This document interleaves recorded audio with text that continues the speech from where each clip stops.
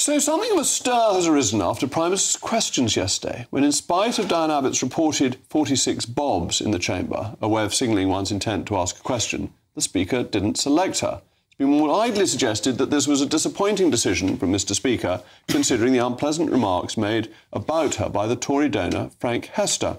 However, context is missing from this.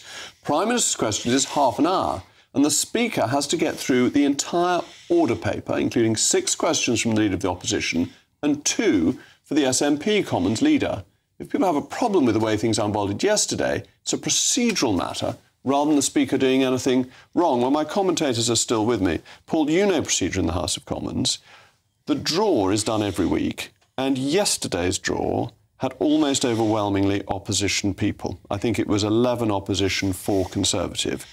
The Speaker didn't get through all the people on the paper by past, let alone getting on to opposition people who weren't on the list. I suppose just to put the other point of view for a moment, I think some of your viewers will think, well, hey, you know, Diane Abbott's been named this week. Why shouldn't she get up and let's sweep aside all these anachronistic rules and regulations that prevent her being called? And I suppose the answer to that is, you know, rather as you've got to have rules in a school to keep order, you've got to have rules in the House of Commons. If a Labour MP is down on the order paper to be called, you can't just push that person aside to put someone else. And people only expect to get in twice a year, so being called at Prime Minister's questions is a big thing if you're on the order paper. You don't want to lose your spot in the sun. No, I understand that totally. And if after the shuffle, as you guys call it, took place and you had a full list, it was going to be very difficult for the Speaker to do anything about it.